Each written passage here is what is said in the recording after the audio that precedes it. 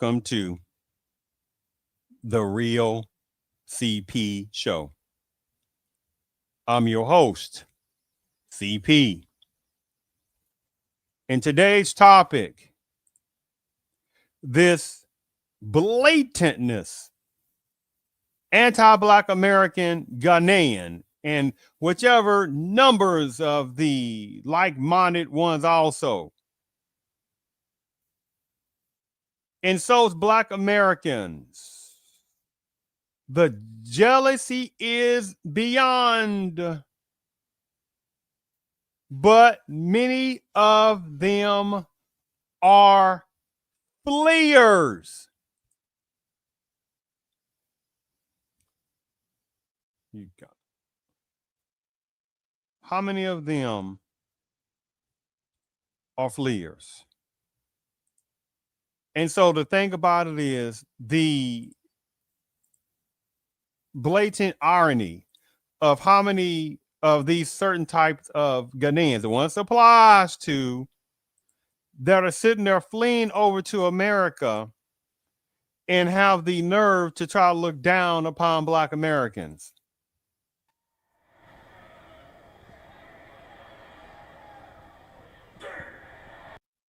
What was that?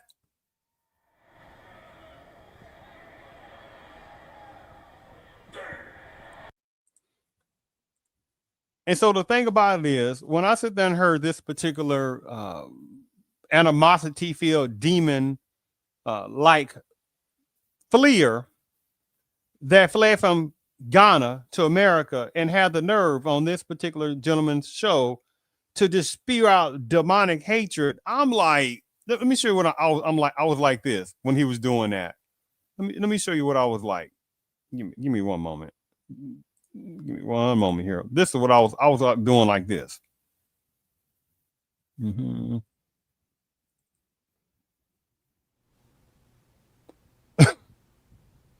I'm like, this Ghanaian fleer has the nerve. Now, here's the thing about it before I go and get into this topic. Now, Ghana, with all those riches and resources, and you got high numbers of Ghanaians that are fleeing from those places. Now, again, I'm not talking about some of the good brothers and sisters from Ghana who are doing their things and they still maintain humbleness, and some come to America and maintain humbleness, but that's not a collective, because the system allows more coons and sellouts to flee from Ghana to come to America to try to bypass Black Americans in certain little small areas. Now, what's hilarious about this is that the Ghanaian population overall in America is only about a few 100,000 or a couple 100,000. That's it.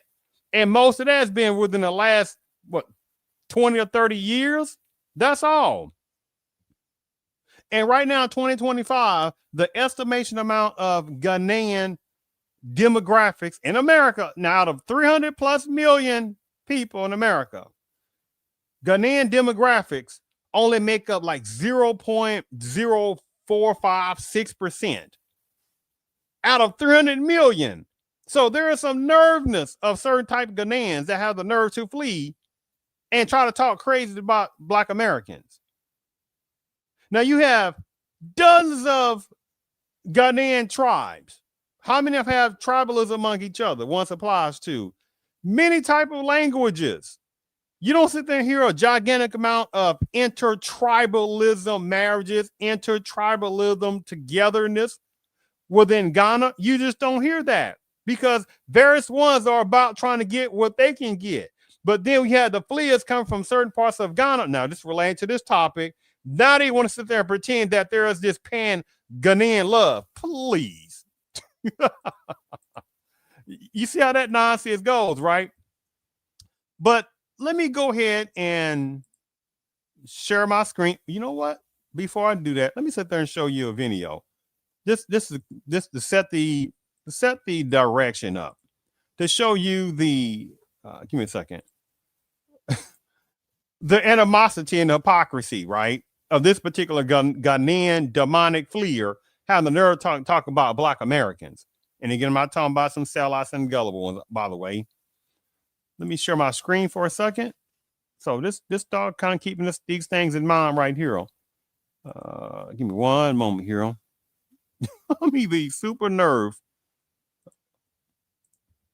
Let me make sure you can see this. Okay. All right. Make sure my mute is off. Good to go. All right. Watch this. Just watch this. In your country, Nigerians and other nationalities, if you are here illegally, you must leave Ghana. Yes. You must leave Ghana. Ghana is not safe. We will deal with you people in our own ways. What? In your country, Nigerians and other nationalities, if you are here illegally, you must leave Ghana. Yes. You must leave Ghana. Ghana is not safe. We will deal with you people in our own ways.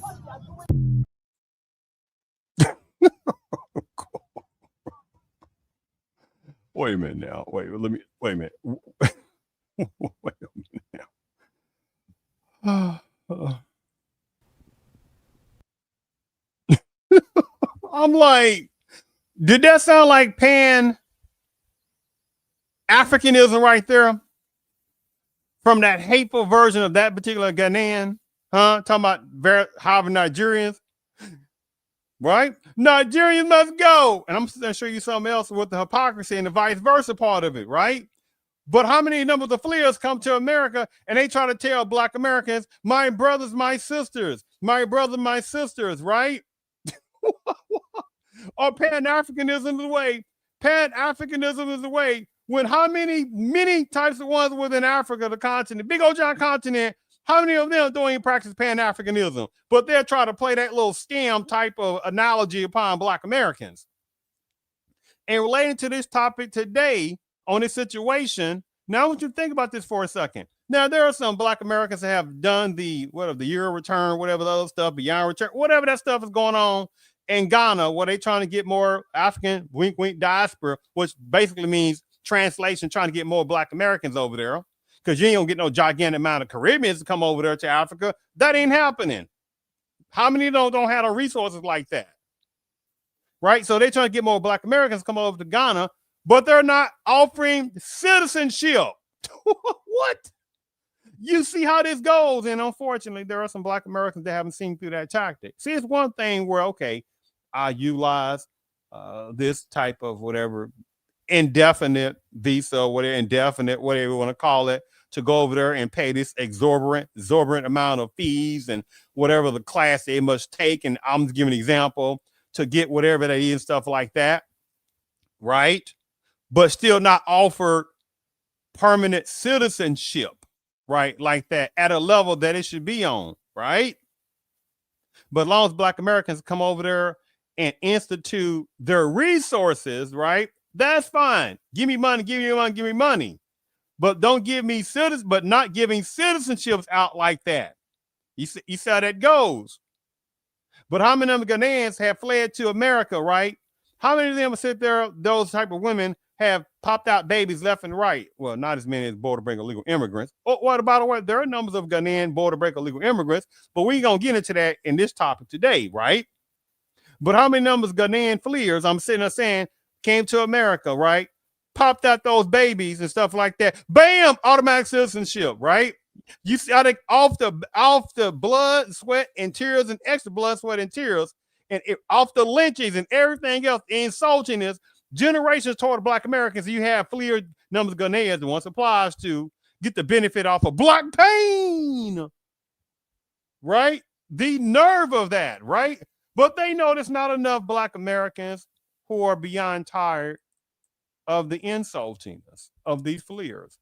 I call them fleer chameleons. And also I call them attachers. These are the ones that are not necessarily in America. They're, wherever other place, but they try to pick up little Black swag, Black American swag, try to talk like they think is Black American vernacular, what they think is, Black American music, which is the bad version of hip hop. They think that's Black Americans, but talking about constructive version of hip hop, talking about the good R&B type songs, good type of rock and roll that was still started by Black Americans, right? Blues started by Black Americans, right? You don't hear that too much about that. Them trying to imitate that part. See how that goes, right? See how it go. That's another different topic in itself.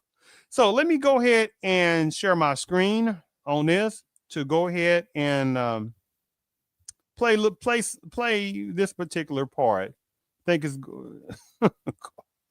I mean the blatantness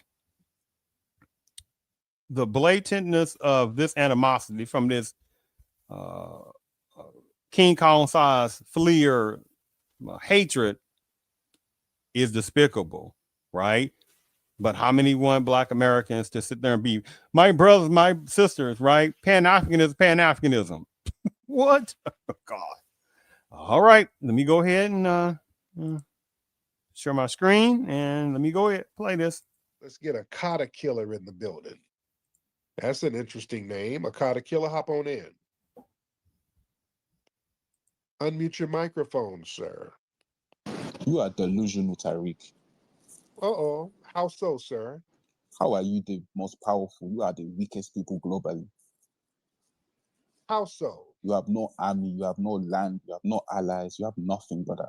You are a house What Negro. do you have? What do you have? We have more than you. You have nothing, brother. What do you have? We have more than you. You said you're the foundation, you're begging for reparations. You are a slave, brother. You are crazy. You are delusional nigga.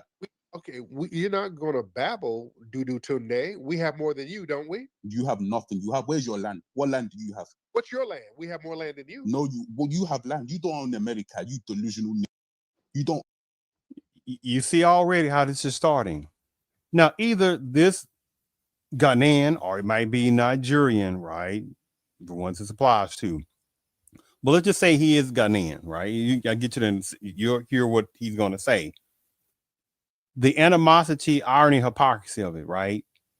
You got numbers of foreign, smiling people that are colonizing sections of Africa.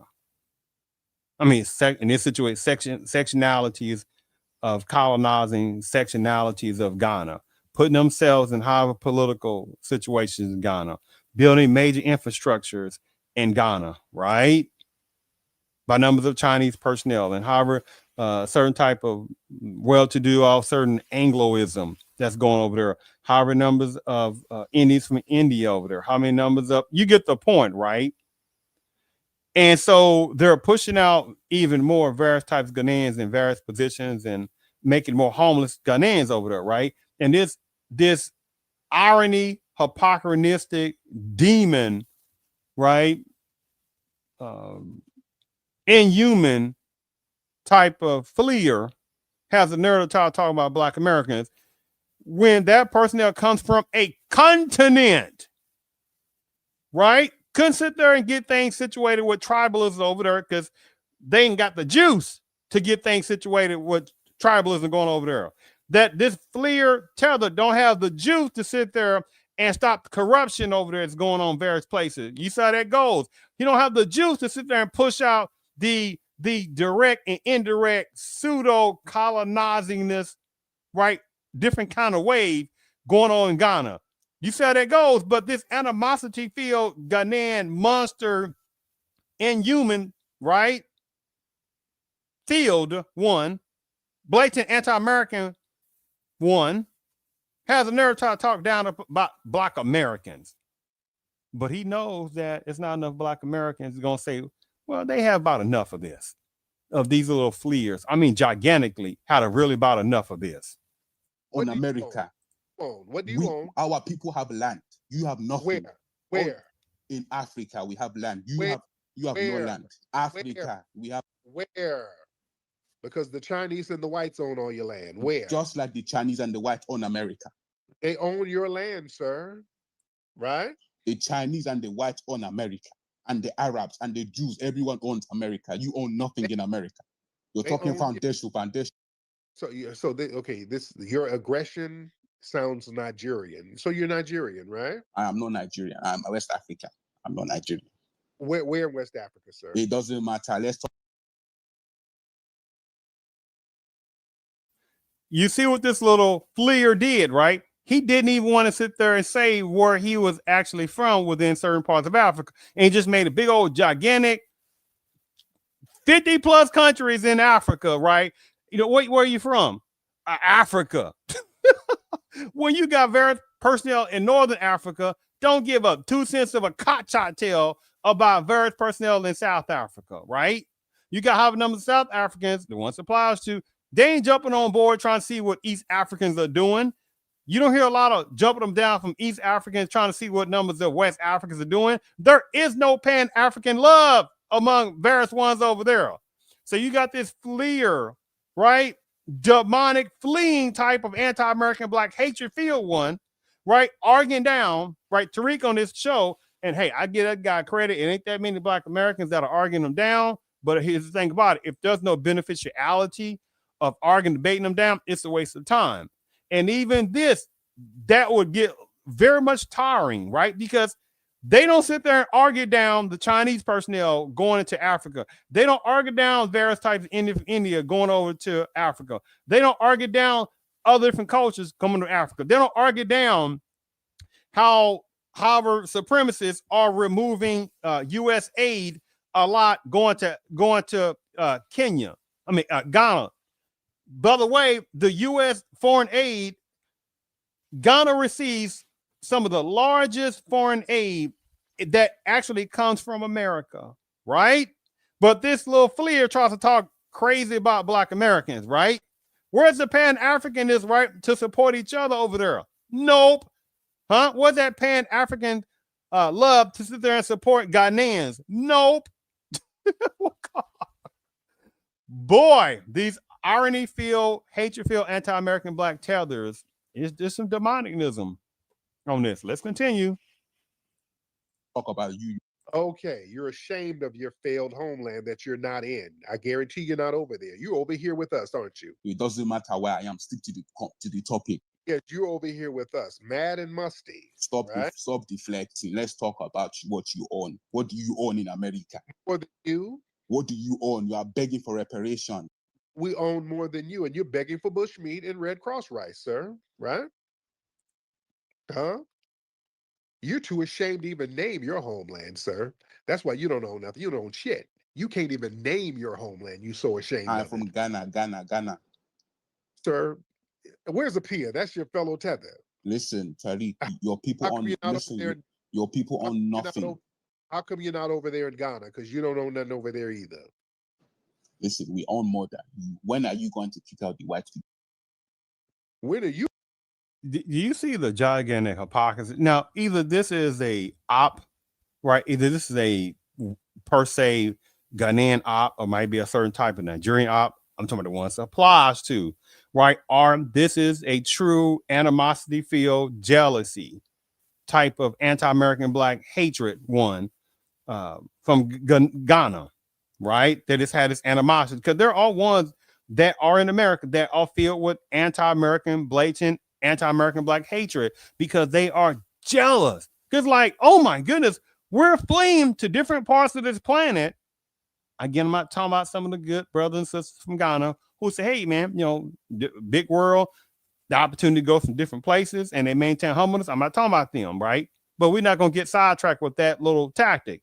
We're talking about reality, and say within to Americanism, or America, there is only but a small number of Ghanaians, right? The ones applies to that have a humbleness, right? And they appreciate that black Americans have set the foundation up and stuff like that, because many of the Ghanaians are only first or second generation, right?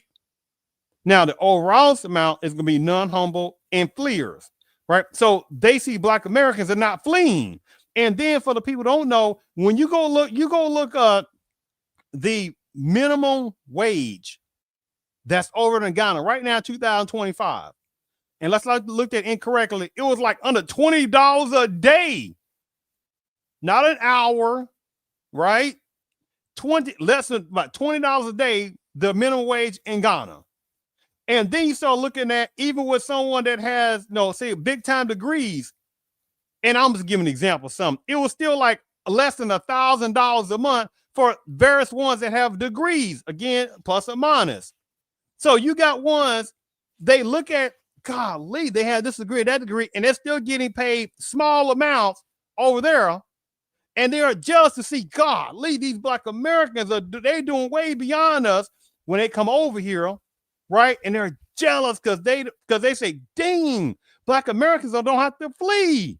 Oh, you best believe they get among each other and behind the scenes on certain type of certain animosity field tether little clubhouse type of social media part among each other, and they are jealous. Or many of them will still stay in Ghana and get corruption under control. They will sit there and try to get major tribalism going on in Ghana under control. They know they ain't gonna ever happen. And then here's the nerve of them, like this Ghanaian tether, right?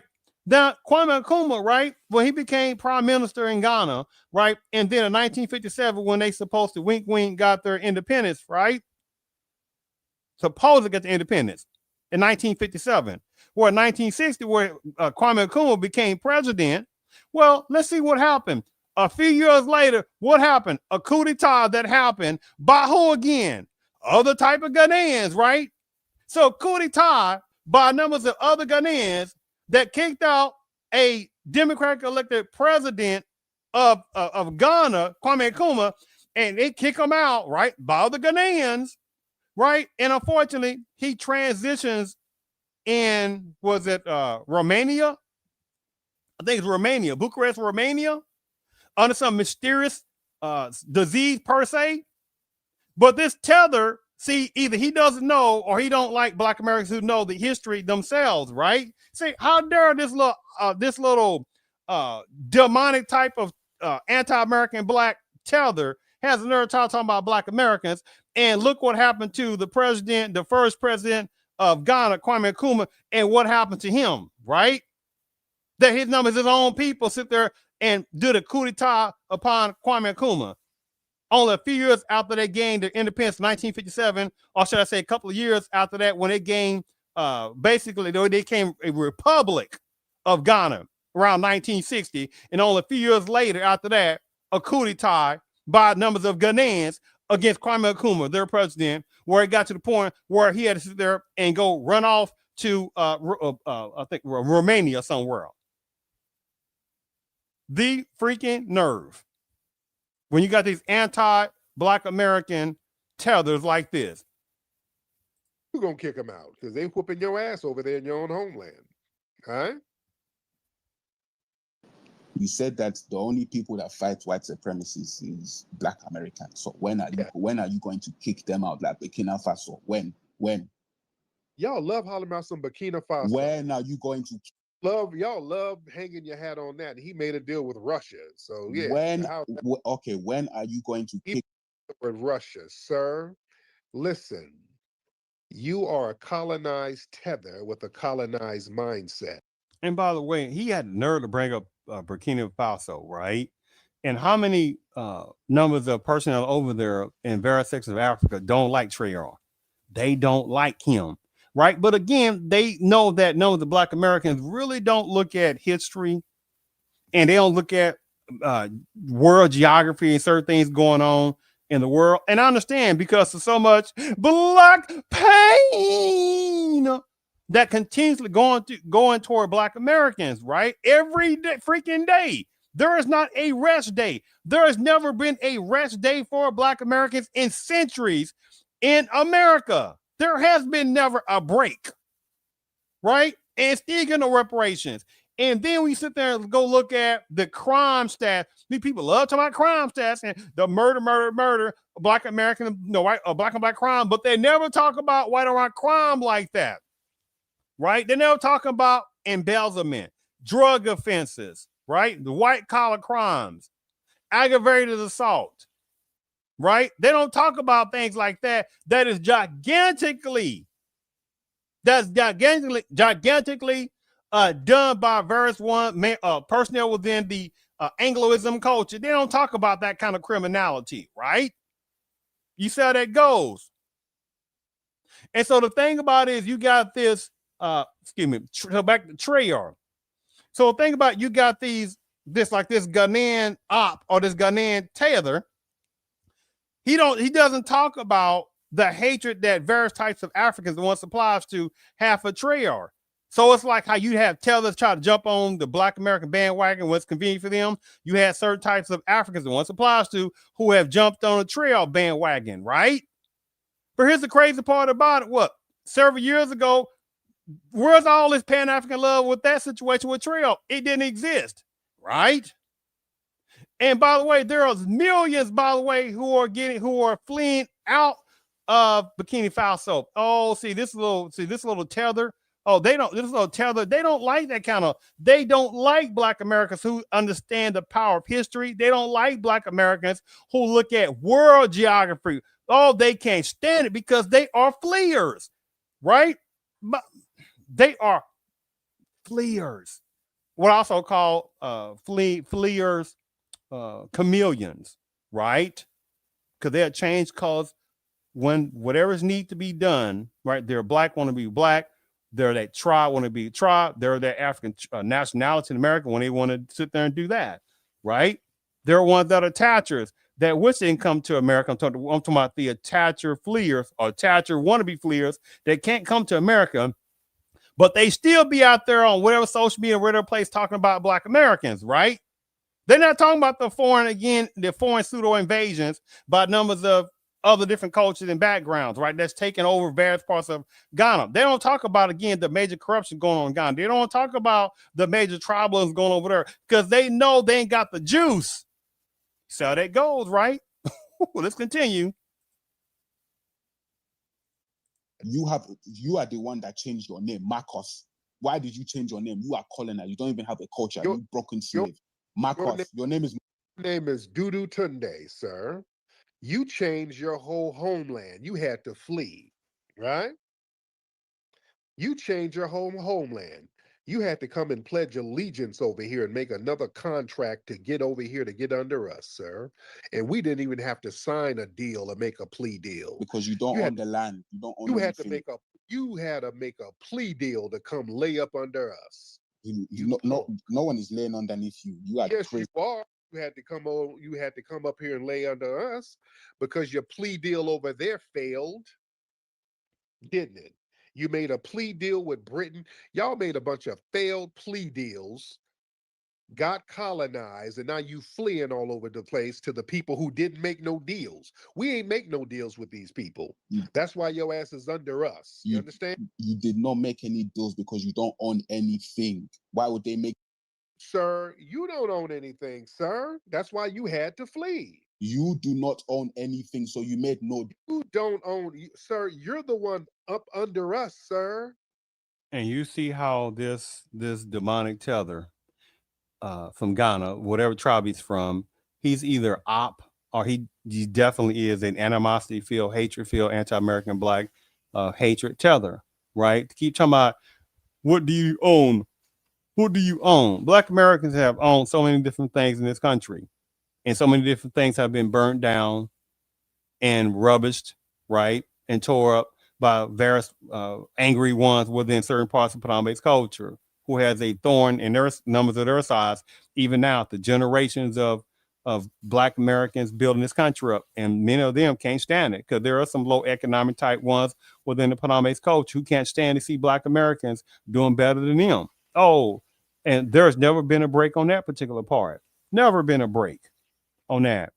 But see, you got these first, second generations, slightly third generations of fleers coming over to America.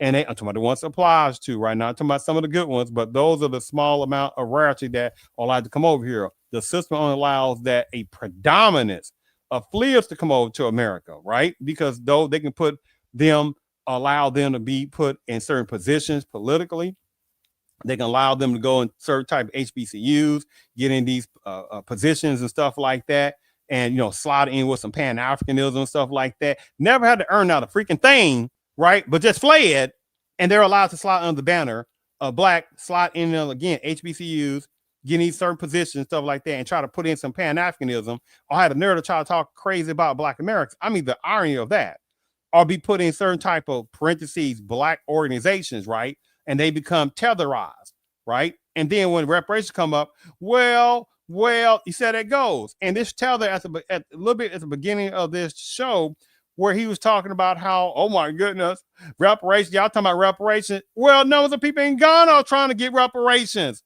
right? There is various ones within Africa that's trying to get reparations. But see, this little foolish, blatant irony anti-American black hatred filled tether, right? Again, they don't like black Americans and all the thing. They don't like black Americans who can call and checkmate their little animosity filled hatred out. They don't like that, right? Now, again, there's a fine line of beneficiality of arguing with these little disgusting tethers. And there's a fine line of sitting there overly arguing with them because they ain't going to change their minds because they too feel what blatant anti-American black hatred, right? Because they look upon black Americans as a vile competitor to them, right? Because they want to get in more positions and bring upon like border break illegal immigrants. They sit there and some other different people that do indirect, should we say, asylum that come over to one supplies to, and they'll sit there and play this little tactic and regurgitate the same thing. They're trying to escape political violence. You like black Americans been trying to escape sectioned out political violence for centuries, right? But they don't care about that, right? They're always trying to get theirs. So how many numbers have come to America, right? To regurgitate the same little tactic and stuff like that. They're trying to escape political violence. They're afraid for their family's lives. How many freaking generations of black Americans been torn apart by angry type of KKK type minded people and other hate-filled type of groups of people in America from various sections of the Panamese culture, for centuries, right? But black Americans still have never been a blatant fleer. They still fought in America, right? Still fought. And there are certain types of sectionality in certain parts of Africa, the ones applies to, and this situation, this particular tether from Ghana, they hate that black Americans have never been fleers. And so when they see black Americans in America not being fleer, it's something that messes them up. Because it's like, oh my goodness, we got to go different parts of the globe, right? And take a lot of abuseness, right? But black Americans still, they don't have to flee. And they don't like that. They don't like it at all. Right? So when he says, what do you own? What are you talking about? How many black towns black people have owned so many times? Black men, black women own how many different houses? Black men, I mean, I don't even waste my time with that, right? Too many different things black Americans have owned, too many different things black Americans own right now, more than various sectionality of Africans, right? Black Americans still have more degrees than numbers of Africans, and once applies to, right? I'm not talking about the good type ones, I'm talking about the fleer ones who have a nerve. Black Americans still have more businesses in general than more African personnel, right? Black Americans still have more powerful history in America than various types of tethers that fled from their homeland in various parts of Africa. Oh, don't get it confused. There are some tethering type of certain ones within the Caribbean too. We're not going to go in all. We're going to go on that direction on this one, right? So it is the nerve when you have fleers with their blatant anti-American black hatred that have the freaking nerve to try to talk down about black Americans who set this foundation in this country. So let's continue listening to this blatant anti-American black hate-filled Ghanian tether, the one that applies to. I'm not talking about some of the good brothers and sisters from Ghana who know who they are because they said, yes, we got some animosity-filled, blatant anti-American black hate-filled ones. Yes, we know we got some ones. We got ones in Ghana who we don't even like being around, right? Let's continue. You ran from your homeland. You don't own anything. You understand that? You are a fleeing, compromised, colonized tether. How are we underneath you and you don't own the US government? You own nothing. Yeah. Brother, stop tethering onto white people. We own the culture, sir. Yeah, we are the ones who made a lane for you to come flee. So you're welcome, right? We own the culture. You don't even own the culture in your homeland. You don't even own that. How do you own the culture? Who owns the music? Who owns the NBA? Who owns dictate what the culture is going to be and the world follows? That's what, sir. Who owns this? Who owns the NBA? Who owns the music? Who owns it? It's not you. See, I mean, can you just smell this hatred in his voice? Now, either this is a op, right? Or this is a true animosity-filled anti-American black hate for Ghanian, the one it applies to. Because again, there is no pan-Ghanian love. And as I showed you a clip earlier about there is how this particular tribe of this, and I'll probably play it up, lest I forget, because I got some other things I want to show in this show, is that what I showed earlier in that little clip where you had this particular Ghanaian woman who was saying, Nigerians get out. Oh, there's a major protest going on in various parts of Ghana about Nigerians get out. But this little fleeing blatant animosity filled hypocrisy, demonic anti-American black hatred filled tether, he don't talk about that, right? The hatred that numbers of them have for Nigerians, right? I'm sitting there show some in a little bit. And especially, I'm gonna look at it, I'm gonna show a couple of different quick articles and show you the hypocrisy that these little fleeing tethers from certain sections of Ghana, relating to supply, was it supplies to, where they're not going to talk about this, right? On that. So when they look at Black Americans, again, they look at Black Americans as a vile competitor because it's a reminder that, goodness gracious, those Black American Negroes, they don't flee, right? And they don't like that part. We control the NBA to a certain degree because it's our talent that makes it pop off. You are a house Negro. Or you are a hut Negro. You are in a hut. You failed and had to flee from your hut. You're a hut Negro. That's why you're over here with us, sir. Right? Over here mad because you had to flee your failed homeland. At least we have a homeland. You have no homeland. No, you don't. Where's your homeland? You have an abandoned British colony, sir. That's all you have.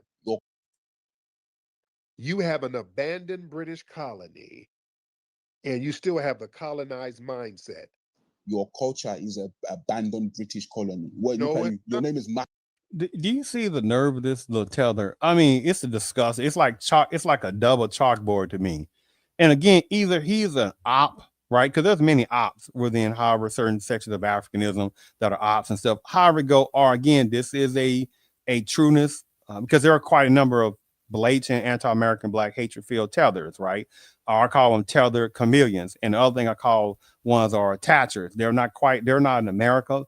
They want to come to America, and they're away from section. They're in certain sections of Africa. The ones applies to certain sections of the beautiful Caribbean, the ones applies to, right? Relating to this topic, there are ones within certain parts of Africa. The ones applies to. They're in these little clubhouse type of places, and they have the demonic little conversations of anti-American black hatred, right? But at the same time, they try to copy a certain black American male nuances. They sit there and try to copy a certain what they think is a rap. But notice how it's not constructive, right? Not however people go and we're going to all that's a different topic. But the thing about it is they try to copy black American swag and nuances on situations like that. But at the same time, because again, many people ain't feeling, oh my goodness, I wonder what numbers of those personnel and the Ghanaians and what kind of music they're playing. No, most people don't care, right? Most people don't care. So this blatant anti-American black op or tether, he's trying to sit there and play little infantile tactics saying, what do y'all own? As if black Americans have not built this country up and owning different things, right? So that goes. And how many towns have been burnt down, how many Klan members have lynched up black Americans and all that kind of stuff like that. But this little tether, who's probably maybe second generation, because Ghanaians only been in America really first generation, primarily second and slightly third, right? Because if people don't know, when you look up the demographics of Ghana, again, I'm not talking about some of the good brothers and sisters, so we're not going to, people try to play and deflection tactics. Ghanaians only make up only a couple 100,000 in America. That's it. And most of that has been less than 20, 25 years, right? And they only make up like 0.056%, something like that, in the entirety of out of 300 plus million people in America. Ghanaian demographics only make up 0.05 or 6%. So you see the animosity feel hatred that they like, golly, we got to flee to come to America, and these black Americans don't flee. They don't like that. Of course, white boy. Our culture is the most dominant culture in the world. All of you try to act like foundational black Americans, don't you? You think because a little bit of kids watch your music online. Listen, brother, you try to, y'all over there in Ghana and everywhere else, emulate us all over the world. They're not emulating you. Nobody cares. You are clowns. You are the best clown. No, sir. Nobody's emulating you. Nobody's eating bushmeat and fleeing. No, right? We don't care. You are the best clowns in the circus. Well done. You are are the ones crying when they get sent home.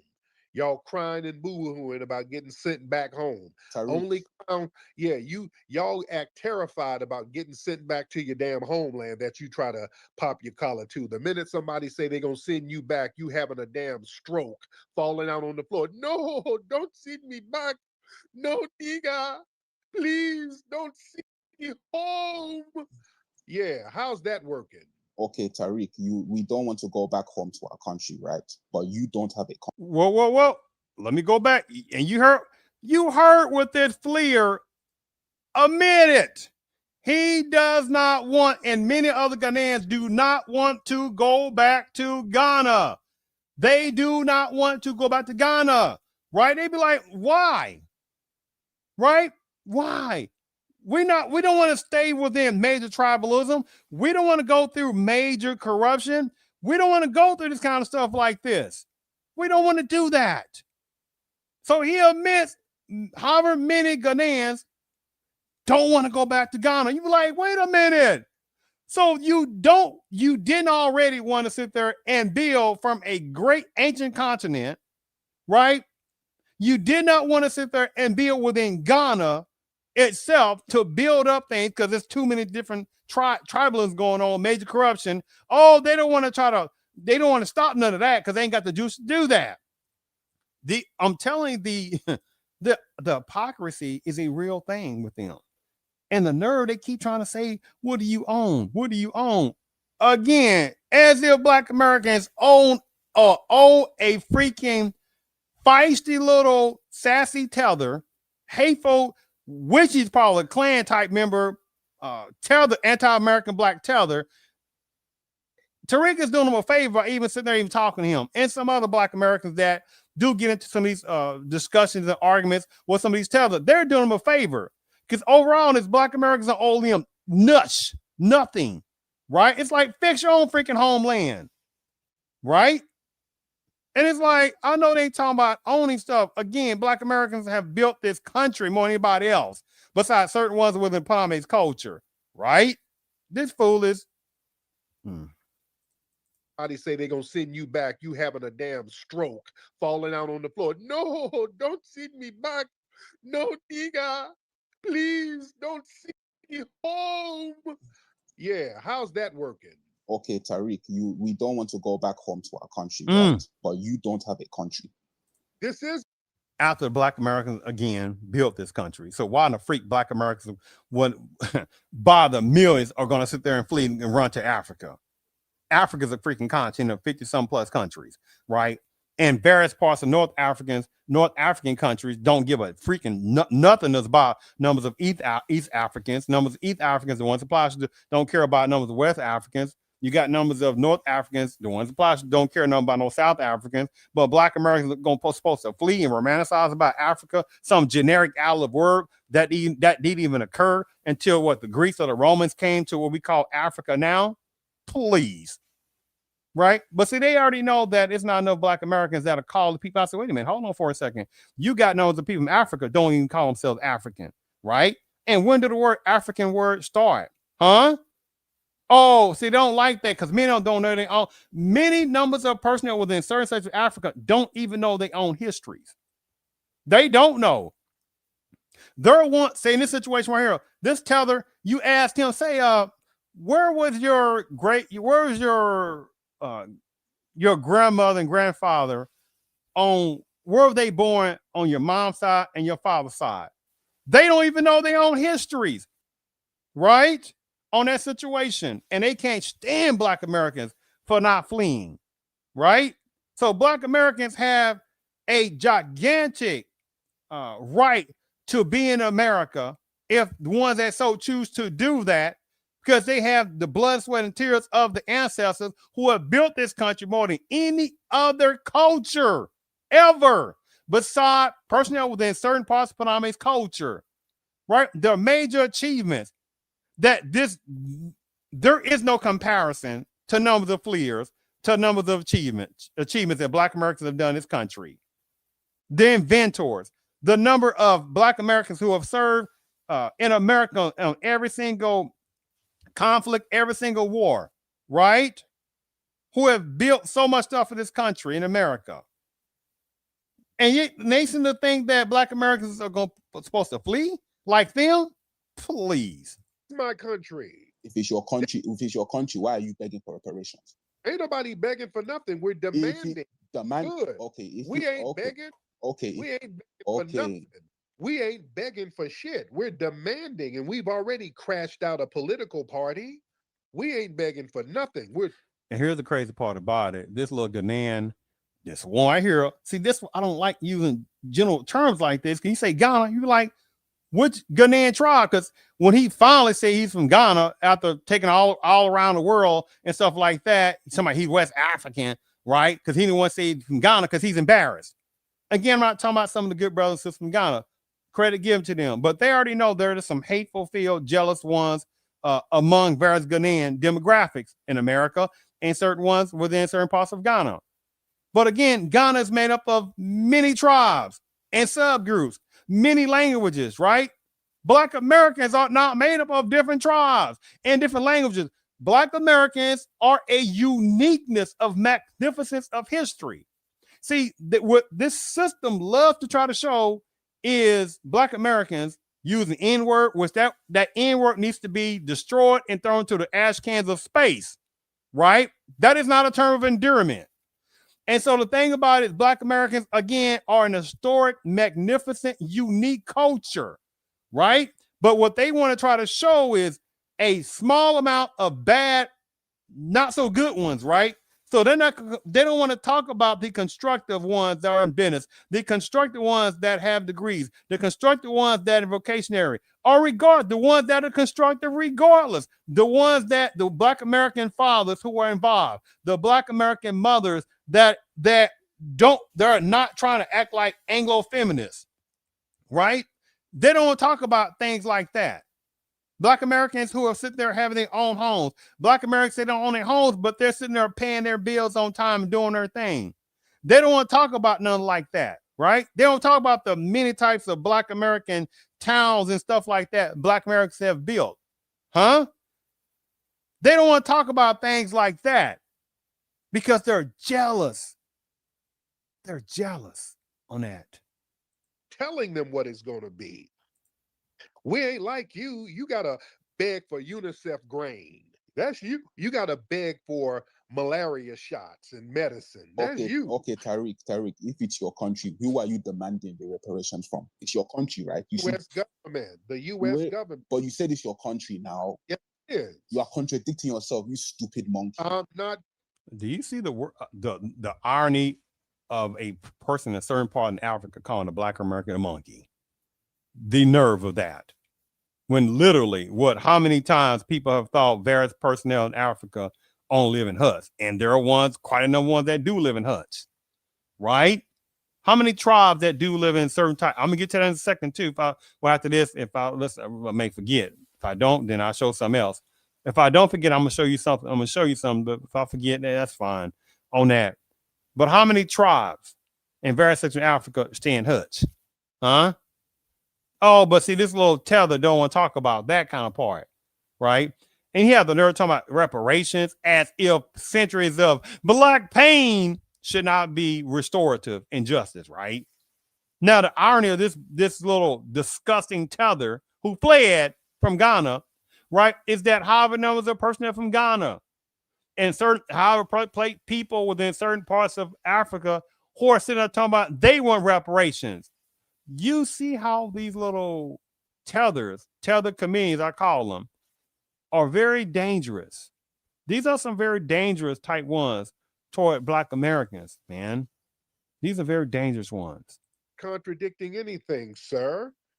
We demand things from the government that we pay our taxes to. We're not like you just fleeing because your government is shot to hell and you're running around like a damn refugee all over the place, like a perpetual beggar because you made a janky ass deal. The only beggar is you.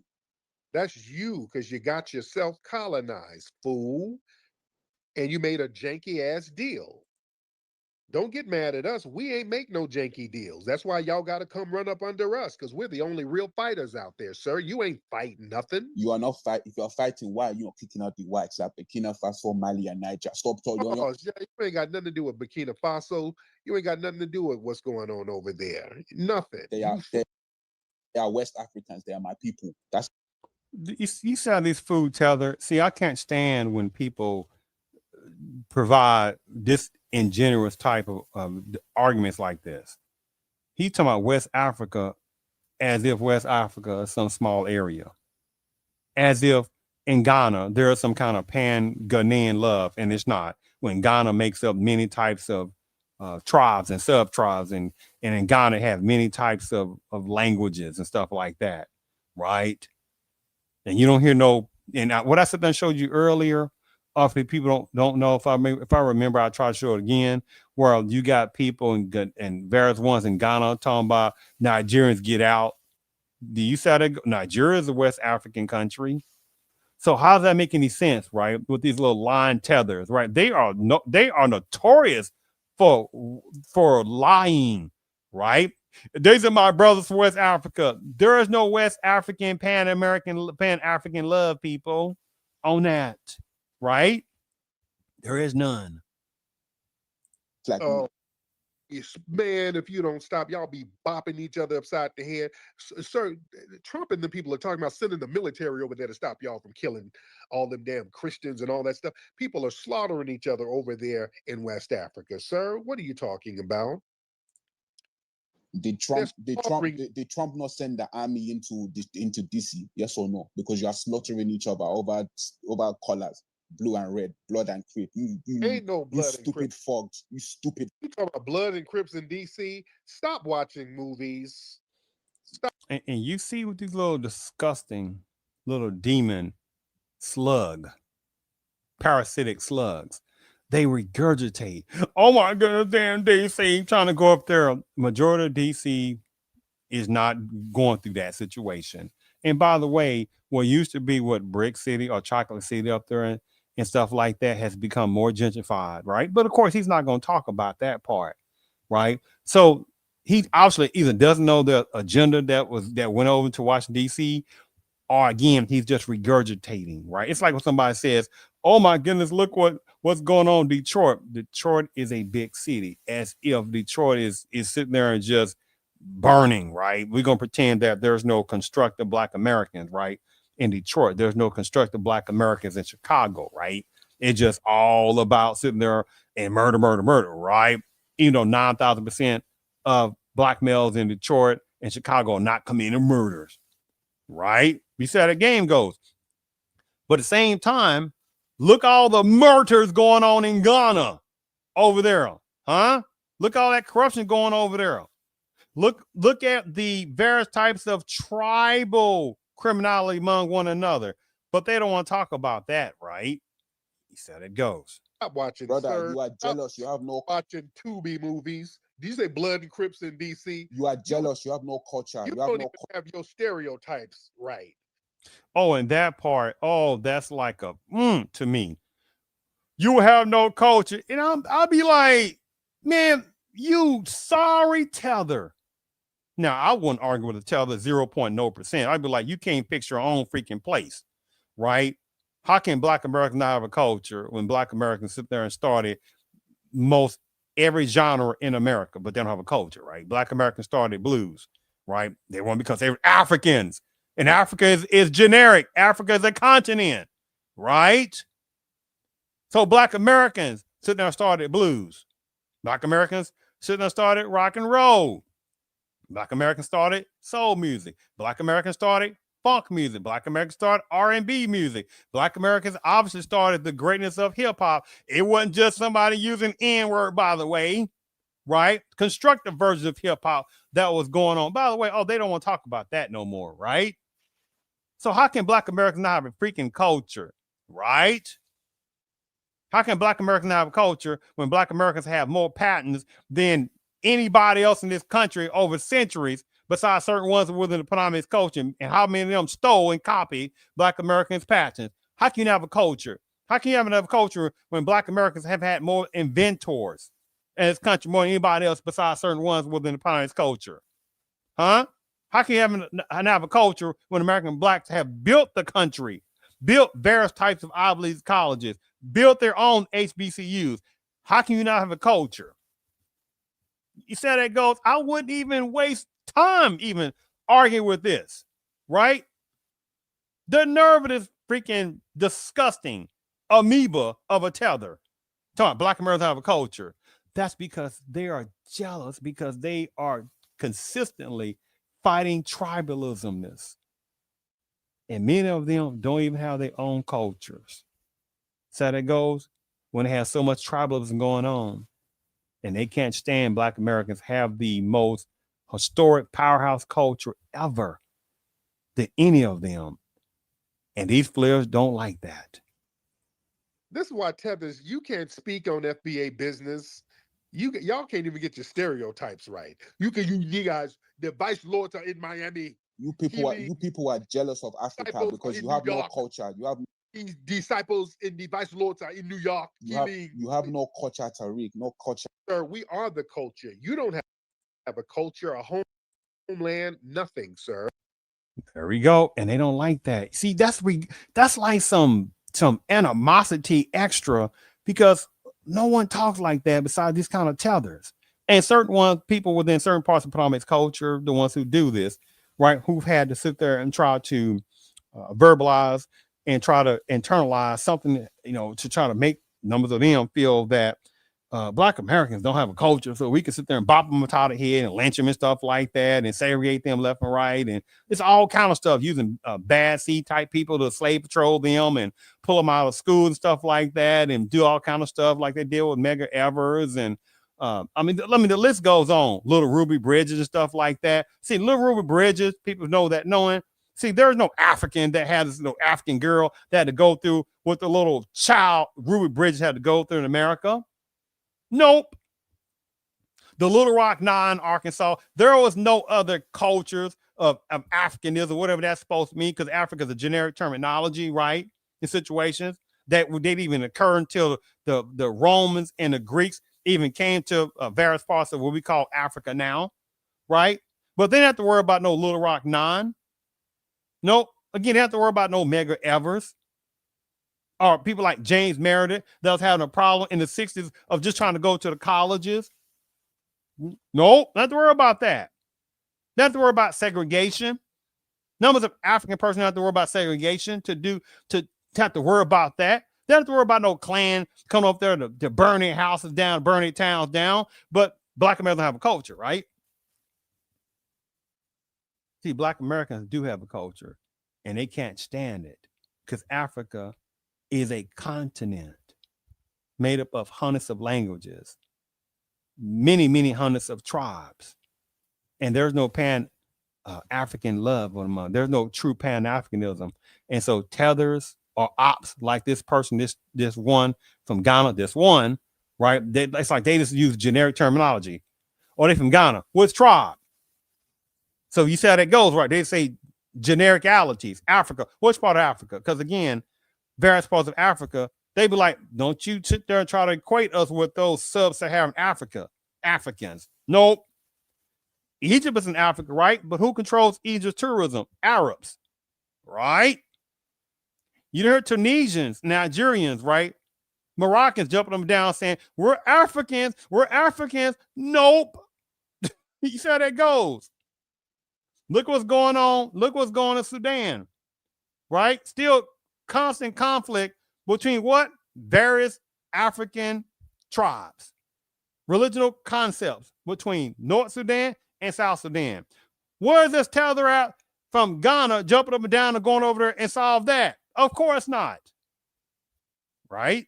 So that goes, right? You are a fleeing refugee with nothing. Tariq, what is your language? You have English, nigga. English, which is yours. The same as yours, English, right? You broken slave. English is your language. What's your language? You have no language. You have no food. You have no. What's your language, sir? Besides English. Look, you're angry now. You have nothing. What is your language besides English? You don't have a language. What's your language? Pops and clicks? Huh? Jimmy Fue Kwasia. That's my language. Clicks, nigga, and you use European letters to spell that bullshit out. Okay? You use European letters. You have no language. You have a written letter or a written language. To say that shit you just said, you use European letters, nigga. Now that part, that's one of the things that,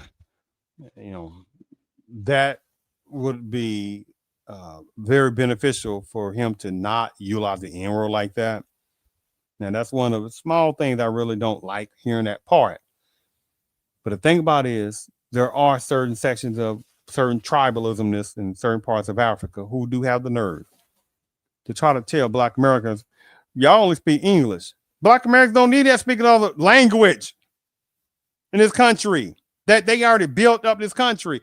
And the nerve on these tethers, you're like, most people, 9,000% don't care about tribalism language.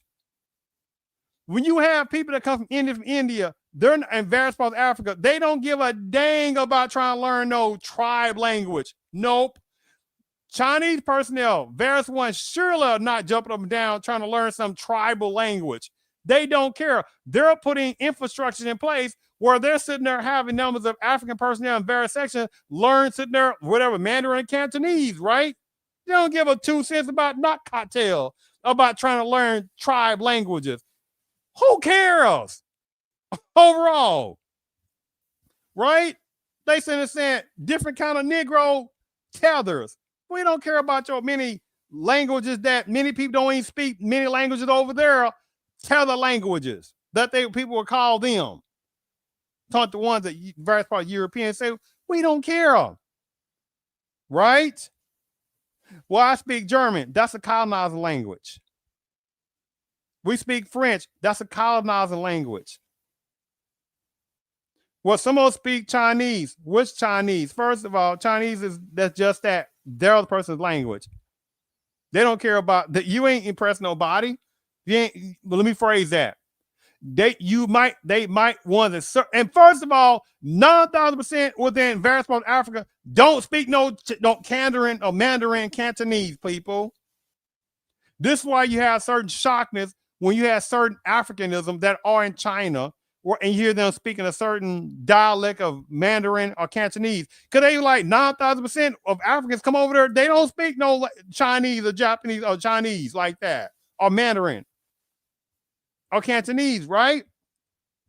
And so you had these tellers things to flex by speaking a few different dialects of tribes, as if North Africans up there are in the need to speak various types of Sub-Saharan dialects. They don't care. As if various tribes in East Africa give the 2 cents of consequentiality about trying to speak various types of tribal language of West Africa. They don't care. As if various parts of South Africa, right? Some of the main type of big time tribes over there, right? The Zulu type tribe and their tribal language. You think they care about trying to speak some West African dialected tribe language? They don't care. You think the numbers of the Zulus care about trying to speak some kind of East African language? They don't care. Right? So many knows the personnel of Africa don't care about trying to speak many types of tribe languages. They don't care. So they try to sit there and play buffoonery tactics with Black Americans and say, y'all only speak English. There are numbers of Black Americans who do speak some other different languages. It's not enough. And by the way, still Black Americans are not fleeing. So knowing all these different languages, knowing various types of tribal languages means nothing in America. Huh? Means nothing. Means nothing going to Europe. Means nothing going to China. Huh? See how that goes. But they love trying to play this little language game, right? And you like, I got 3 words for you. Scramble for Africa. All right. You have no language. You got to write out your pops and clicks with English and French letters, with European letters. Even your European... name, Marcus, you have to change your white boy name. Yeah, Your slave, you got your name is Dudu Tunde, and now your name slave master name. When you got here, you changed your name to Jimmy. You try to anglicize your name. All right, slave master name. You have nothing. Yeah. You came over here under the slave masters, Jimmy. You don't have a written script, nothing. Marcus boy, little Marcus. Yeah, and Dudu Tunde over here fleeing with your flip flops. That's enough of that. So the thing about it is, you got the point. I just wanted to play that part. I mean, in the nerve of this particular tether that try to talk down about Black Americans, but he fled, right? A fleer.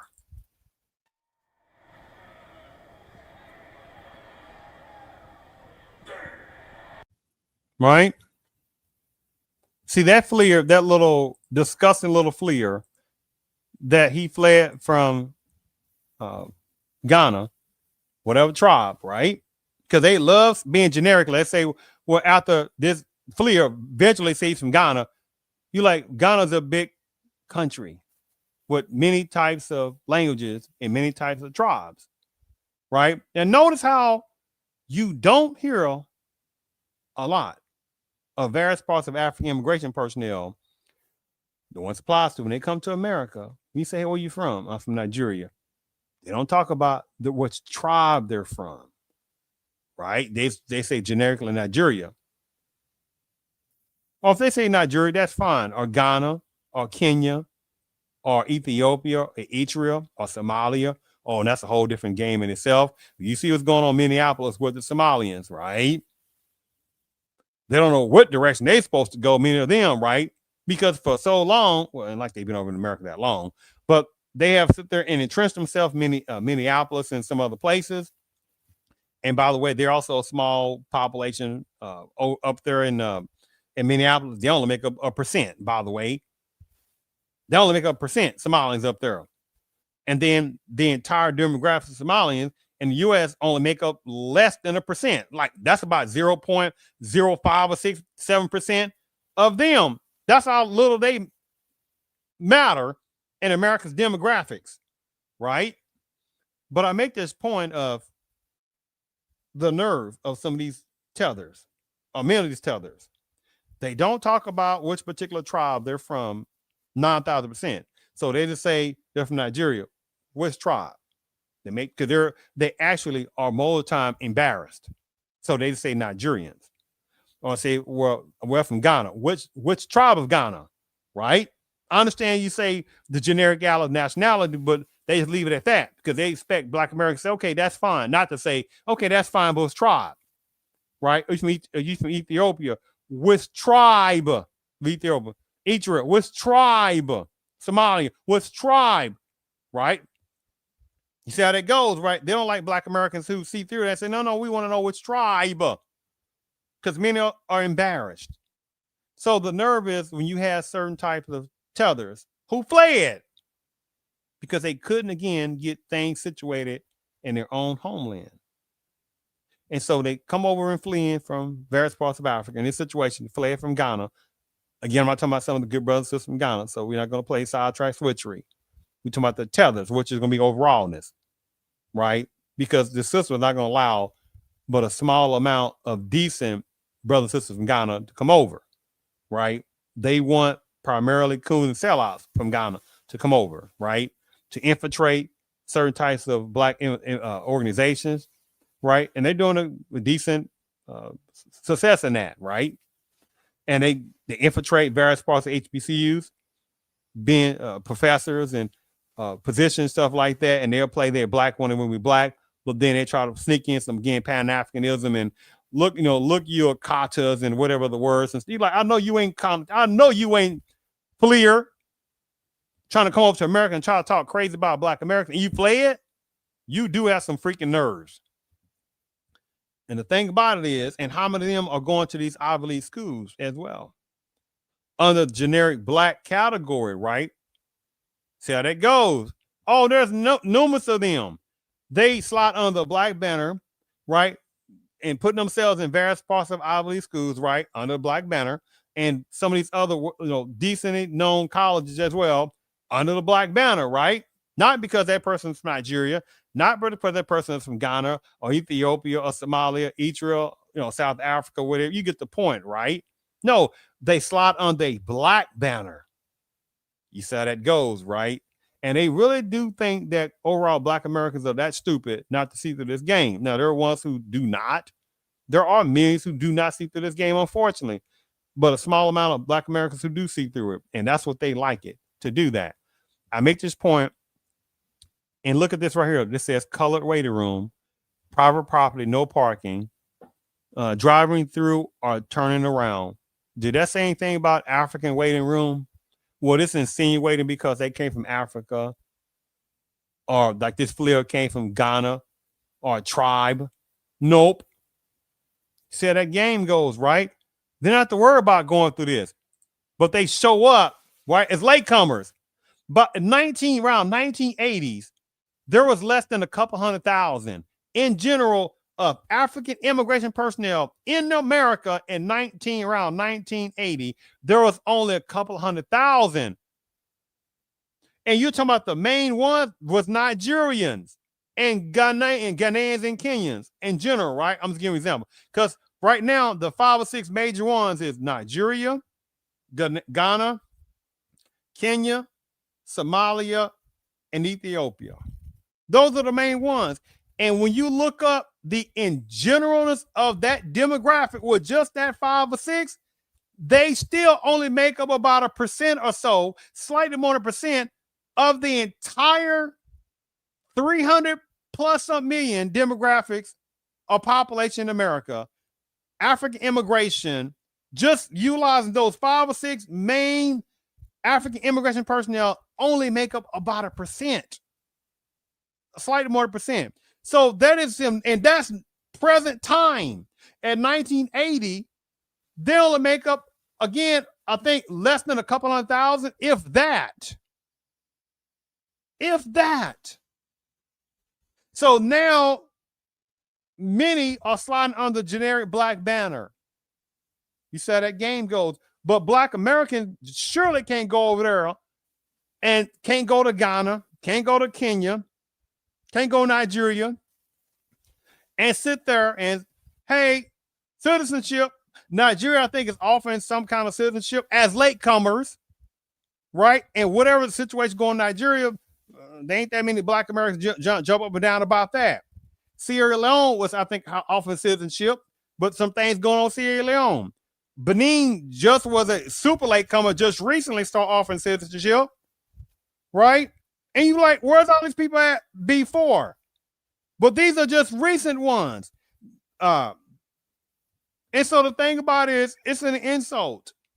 Because do you not realize there is more people immigrating from Africa to America than black Americans that are trying to flee to Africa? Let me say this again. There is more numbers of African immigration, especially more sub-Saharan Africans, that are allowed to come over than it is numbers of black Americans trying to flee over to Africa. Wow. And so you got some of these tethers that have the nerve on that situation, on that part. So let me go ahead and share my screen because I want to sit there and show something else relating to what this little Ghanaian tether, this one applies to, that have the nerve to talk down about black Americans, while at the same time, 1980, 1990, there was but a rarely even worth even talking about demographics of Ghanaians in America. Because right now, 2025, the whole entire demographics relating to the America of Ghanaians, right, only make up about 0.05 or 6 or 7%. It's not even 0.5% that they make up the entire demographics. So less than barely, not even close to 0.5%. Remember, percent is 1%.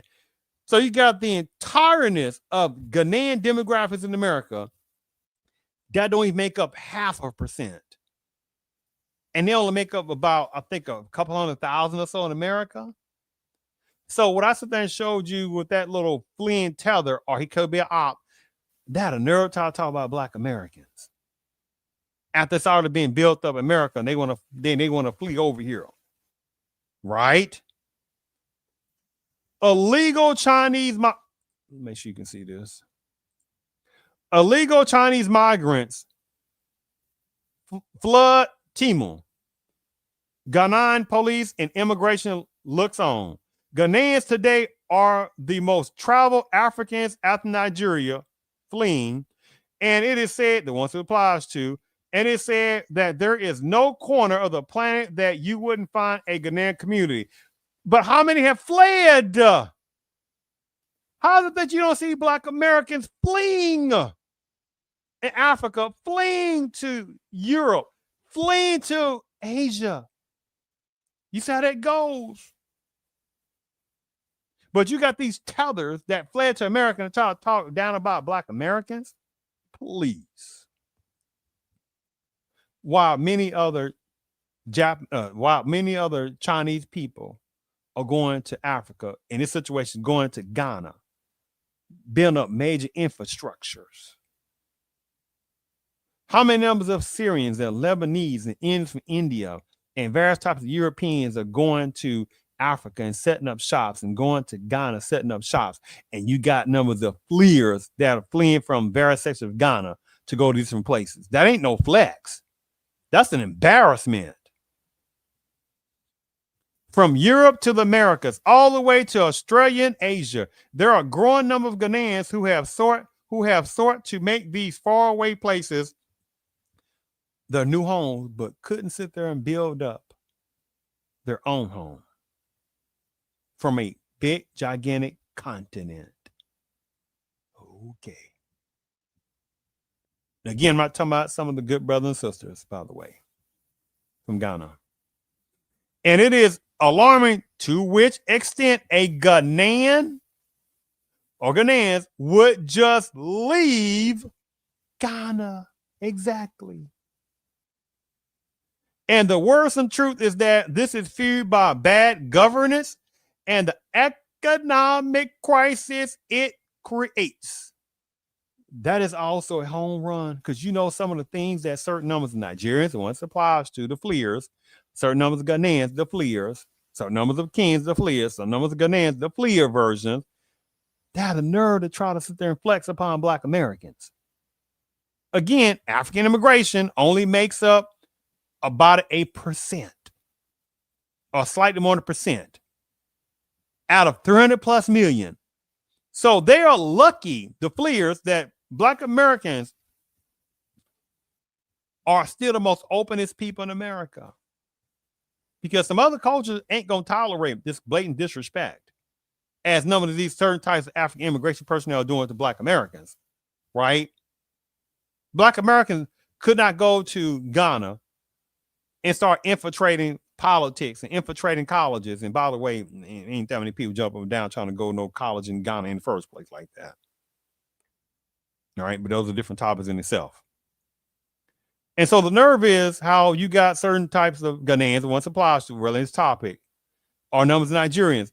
They so educated they couldn't get things situated in Nigeria.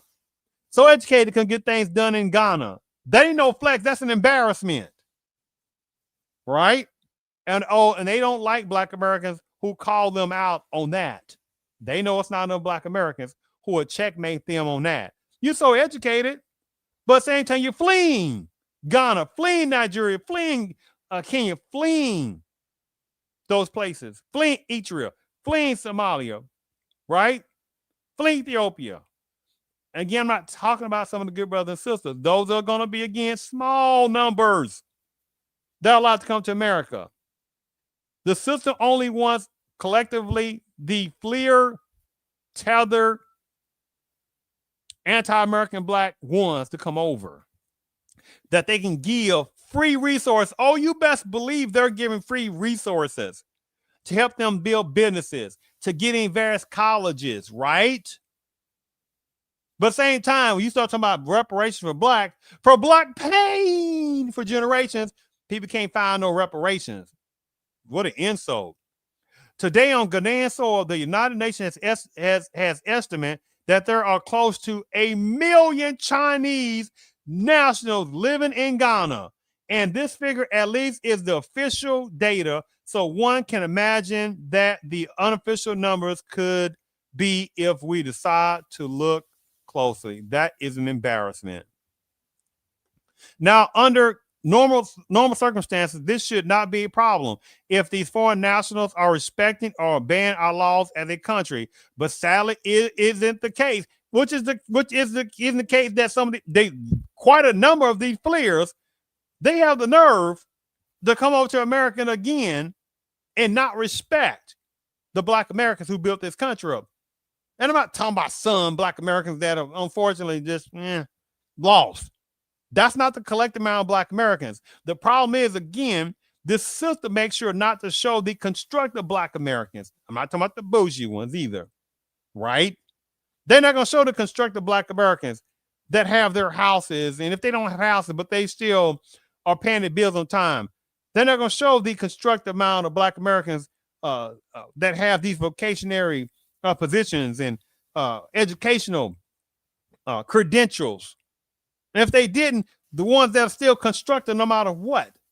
9,000% of Black Americans ain't committing no criminality. They don't want to talk about that. They don't talk about, again, the massive, gigantic historical powerhouse of inventors and inventions in America done by Black Americans, not because they're from Africa. Africa's a continent, right? And again, there's no Pan-African love among the 5 sections of Africa: east, north, east, west, central, and south. There is no Pan-African love, but people try to put that little scam on Black Americans and try to get Black Americans to romanticize about some non-Pan-African scamness, or trying to scam Black Americans with this scam of Pan-Africanism. Maybe back in the slight 80s, 90s, there was a slight bit of possibility on that. But again, that's an embarrassment too, because the first set of the Pan-African basically conferences, the first several ones didn't even happen in Africa.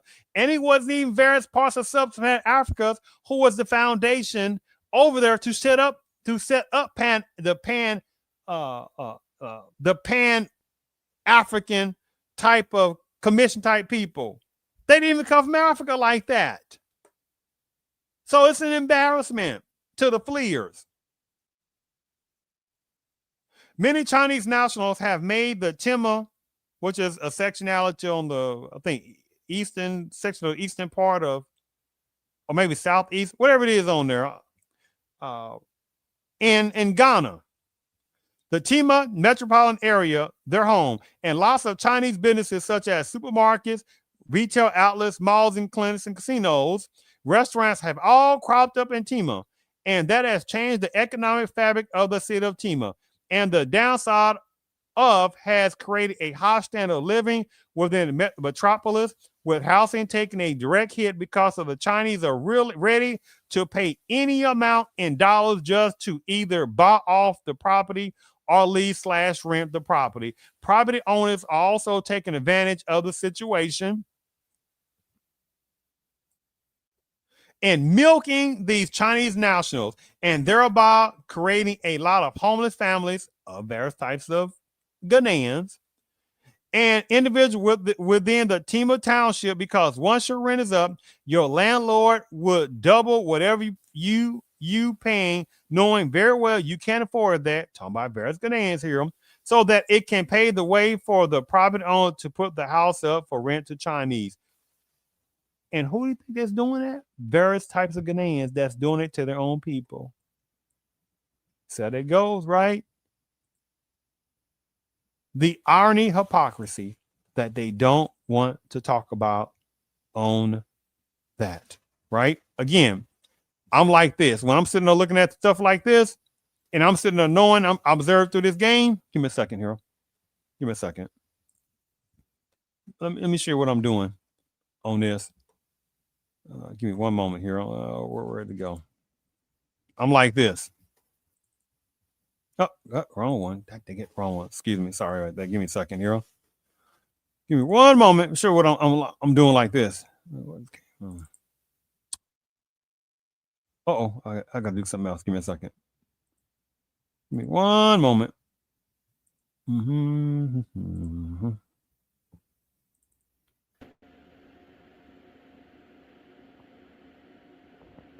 This is what I'm like that. I'm like, I know they ain't got the nerve to talk about Black Americans, and they got numbers of Ghanaian landowners that one supplies to that are doing it to their own Ghanaians over there, right? So you see that is some nerve of some of these Ghanaian tablets doing. It applies to, right, to talk crazy about Black Americans, right? Just like this right here. Where's the other one? Right here. So I'm getting close to the end of the show. Make sure you can see this. Mahatma hails U.S. 11.8 billion Ghana-China trade growth. Said zero tariff policy will boost economic ties. December 2025. Today is December the 12th, 2025. Right? President John Dramani Mahama says Ghana's trade relations with China are expanding at a steady pace. Make sure my meter's right.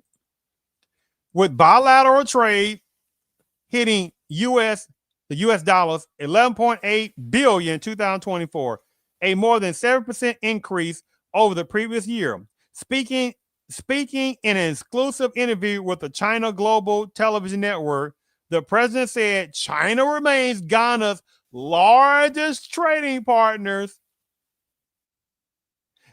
And I know Chinese laughing. And the momentum is expected to continue as both countries deepen economic cooperation. But where's the Pan-Africanism economics? Quietness. Not even on the radar of the Ghana and China, you call it bilateral trade, right? Not even on the same planet. That's an embarrassment. So these tethers are fleeing because they have no juice to sit there and make Ghana great again. Huh? With those major tribalism factions going on, they ain't got the juice to stop that. Major corruption, these tethers that fled, they don't have the juice to sit there and stop the corruption. So they are vile, anti-American, Black, hatred-filled demons because they are jealous. They are jealous because Black Americans ain't fleeing. $11.8 billion of trade between Ghana and China in 2024. That is more than 7% annual increase. Actual China is Ghana's biggest trading partner, and trade between Ghana and China has continued to grow exponentially. The zero tariff policy is now kicking in, and I believe it will create, that's what Mahama saying, create a conducive atmosphere for us to grow that trade even more.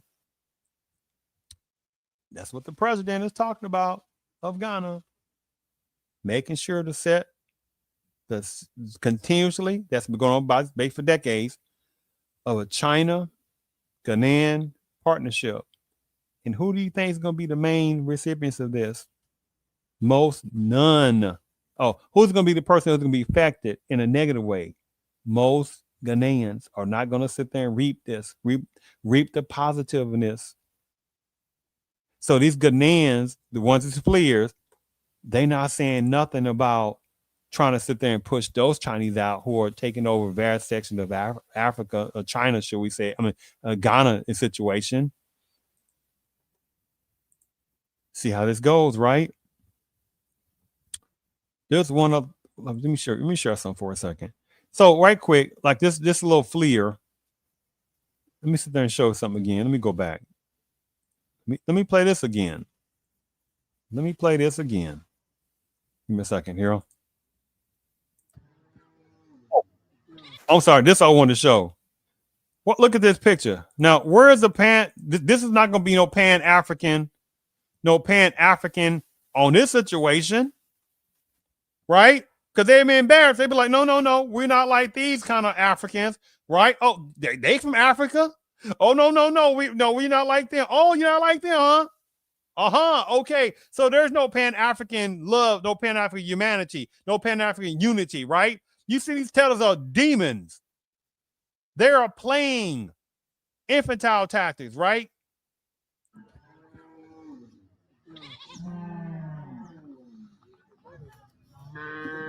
You think they care about this guy, this sectional of African?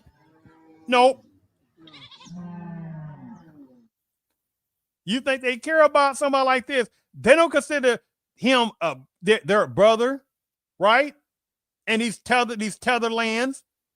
This is not his brother. He don't care about him. He probably looks down upon him, right? But these tethers flee to various places and relate to this topic today. This Ghanian fleer, the one applies to right here, or the one in this topic show, right? Have the nerve to try to talk crazy about Black Americans, right?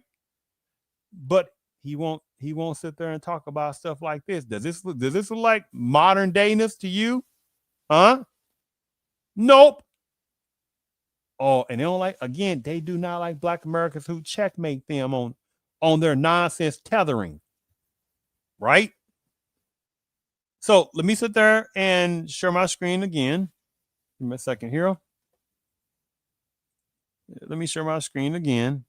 The hilariousness or non-hilariousness of these tethers with their hatred and their animosity and their hypocrisy. Let me play this one. I played this earlier.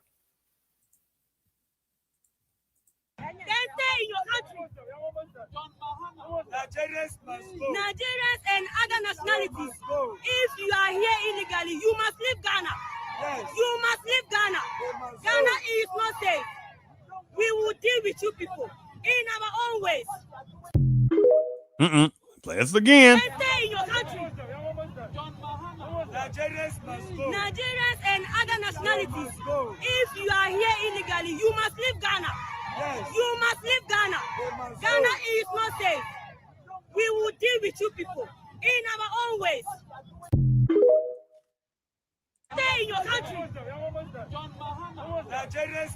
Nigerians and other nationalities, if you are here illegally, you must leave Ghana. Yes. You must leave Ghana. Ghana is not safe. We will deal with you people in our own ways.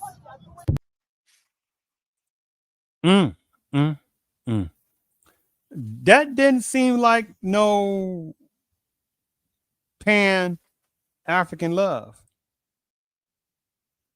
So the thing about it is, like the Ghanaian tether that I played earlier, when he had nerve to talk about how, oh my goodness, my West African brothers, what that's something to show you. They said Nigerians get out of Africa. I mean, get out of Ghana.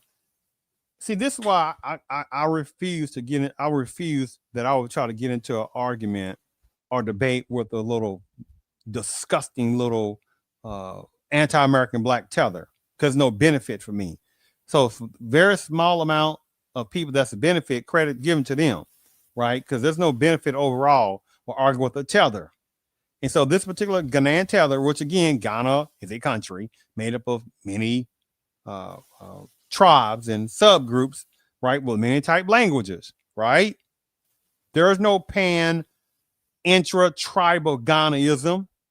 Many of them don't care about one another. Many tribes in Ghana don't care anything about most other. They got all kind of political strife with various types of tribal factions. And then how many complain about corruption going on in Ghana, right? But have the nerve to talk about Black Americans while they are fleeing different places because they are very dangerous. Most of these tethers, 9,000%, they are very dangerous toward Black Americans. And more Black Americans better watch these tethers. So unfortunately, Black Americans have been the most openest people for so many, watch this, people of color, right? Minority, right? That bull crap, little cow nutcake of a tactic, right? What does a people of color look like? What does a minority look like, right?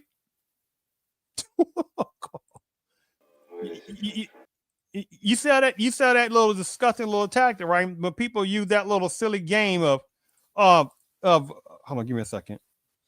Of people of color and minority, and they try to put Black Americans inside that little silly little disgusting little generic terminology, right? Give me a second here. So when this was still happening, not a long time ago, less than 100 years ago, after World War II, World War II is around 1941, 1945, right? The Korean War is around 1950 to around 1954, 1955. This was still going on in America toward American Blacks. Colored waiting room. It didn't say African generic terminology waiting room, did it? It didn't say tell the Ghanian waiting room. It did not. So you got these first generation, right? Second generation, piece of third generation Ghanaians, right? The ones applies to that fled, right? Couldn't sit there and get corruption under control, couldn't get major tribalism under control, but have the nerve to try to tell Black Americans they don't have a culture. The nerve. When Black Americans have built this country up more than any of them can ever imagine, where their mommy and daddy weren't even a thought pattern in the reproductive system, when their great-grandmama, great-granddaddy on both sides weren't even thought of anybody's reproductive system, right? Many of the tellers don't even know who their great-grandmother or who their great-grandmother and great-grandfather on the patriarchal side and the matriarchal side don't even know by the nerve talking about Black Americans. You see how that game goes, right?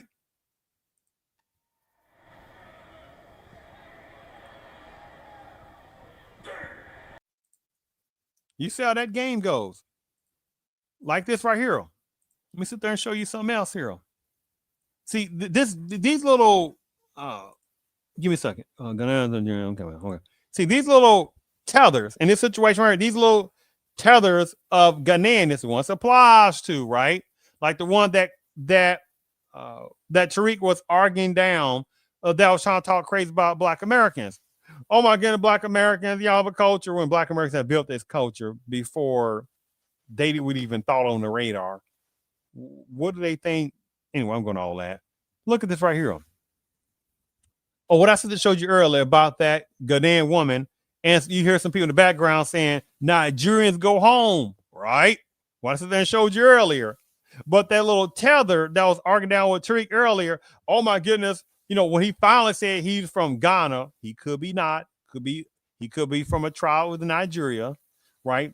He could have been born in a certain tribe in Nigeria and fled to Ghana, right? Oh, there are some situations going on with that, right? Well, let's just say in this topic today of this Ghanaian fleer, say he was from Ghana. Let's just say, because he said from Ghana, per se, right? And was trying to act like that there's some West African love.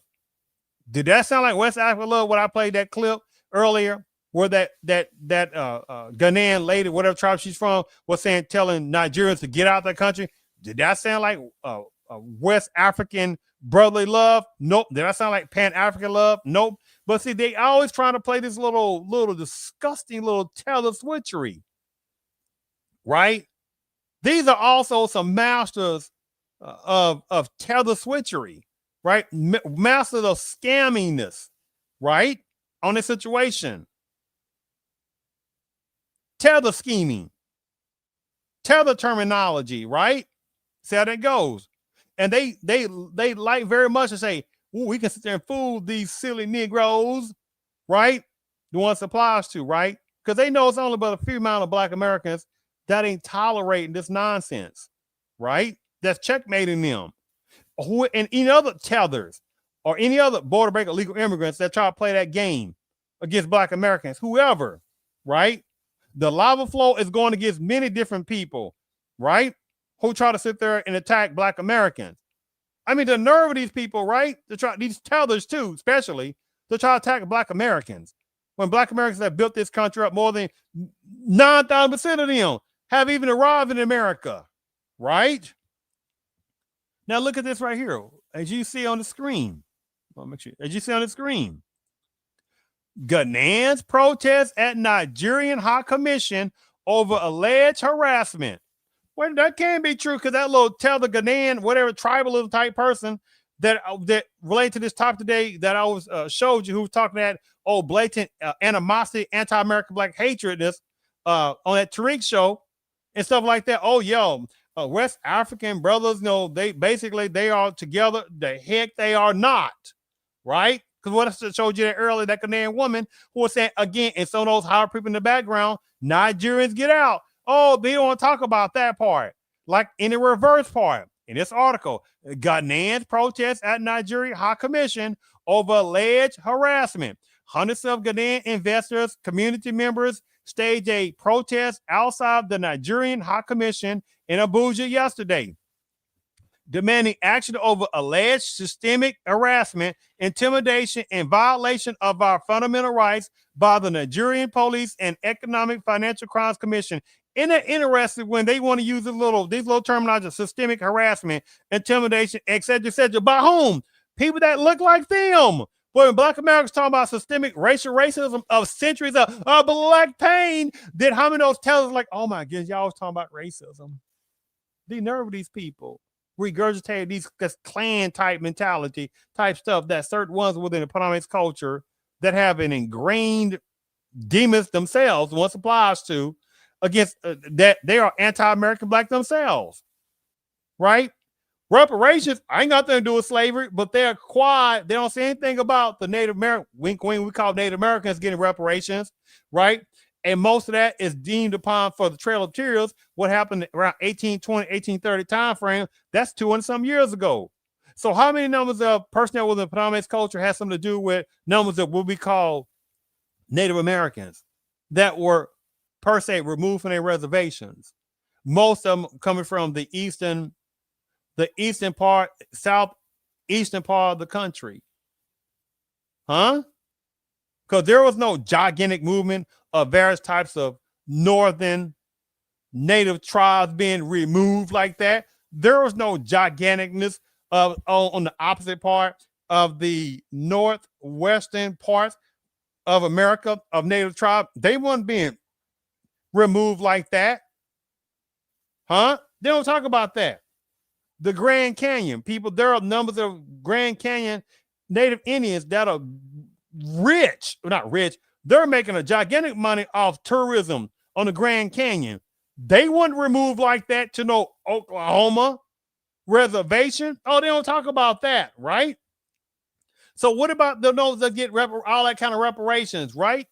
What are these personnel within the Panamanian culture saying? We ain't got anything to do with that, removing what we call Native American reparations, but they ain't got no, but however, you don't hear, where's all these numbers of Anglo personnel within the Panamanian culture that have this thorniness of anti-American black despisement, especially when Black Americans talk about reparations?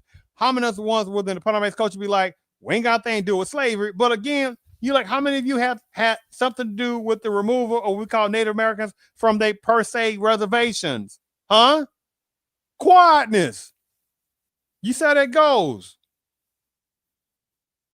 And you got these tellers that truly obviously don't know anything about overall Black American history, let alone American history in general, right? Have you noticed you don't hear barely of any African immigration personnel talking about Native Americans, right? Because they don't know jack crap about men of the Native Americans, the ones it applies to, right? So they ain't gonna talk about reparations that are given to what we call Native Americans, right? Huh? But they got a nerve trying to talk about Black Americans, talking about racism, and talking about why they talking about reparations. But at the same time, you got personnel in various sections of Africa talking about reparations themselves. I mean, get out of here with that. So let me start right here. I don't want to go any more with this. I'm kind of tired now. It's such a ridiculous of hypocrisy that these various types of tellers have, right? Give me a second. I want to sit there and show. Give me a second, hero. See, they didn't have to worry about, again, this right here. This is going on still in the 1960s, people. Formal segregation against American blacks was still going on in the 1960s, people. That's after World War I. That's after World War II. Again, between 1941 and 1945, that was when that old bad dictator Hitler, right, what he did to the Jewish people, and how many of them getting reparations, and you got people, they ain't got a problem with that. But Black American soldiers, high number of sailors, etc., went over. I mean, that was in the service, that joined the service to fight for this country, only to sit there and come back and still and be in segregation. But American blacks are not the most patriotic. Please, American black folks are the most patriotic. Where's all the African troops in World War II? Oh, I forgot there's no such thing. Where's all these Ghanaian? Where's the Ghanaian Tuskegee Airmen? Oh, I forgot. That don't make no sense, does it? Where's the African Buffalo Soldiers? That makes no sense, does it? Huh? Where's the African 369th, right? The great all-black battalion. Huh? Where is that? Where are those at? Nope. But they say American blacks ain't got a culture. Man, that's some old regurgitated demonism stuff. And again, they lucky that American blacks don't have that little shiesty or scamming or diabolicalness of animosity toward numbers of Africans like that. The one applies to, right? But unfortunately, that's the downfall toward millions of American blacks, unfortunately, of allowing people to continuously disrespect American blacks, which is an insult to American black ancestors as also. It's like this right here. Give me a second, Hero. See, they didn't have to worry about, give me a second. They didn't also have to worry about, give me a second, Hero. Let me show these tellers what also that they didn't have to worry about this as well on this situation. Where did it go? Give me a second here. That was based upon a true story. Give me a moment. Where did it go? Where's my what's name? Give me one moment, please. Here we go. Where does it come from? All this hatred. Do you think it might be a little more serious than missing persons? I don't think so, boy. Some things are worth dying for. You admire these kids, don't you? Don't you? Did it ever occur to them they would end up dead? Maybe. I'm looking for some information. I ain't got nothing to say to you, sir. Afternoon, ladies. Do you honestly think you people get down here at all going to those two white boys? Maybe not, miss. Where's it? I guess he's over here. I'm here to tell you our neighbors were happy. Some of the in color kids came out here stirring things up. Before that, there wasn't anybody complaining. Nobody dared. What's wrong with these people? Things up. Before that, there wasn't anybody complaining. Nobody dared. What's wrong with these people?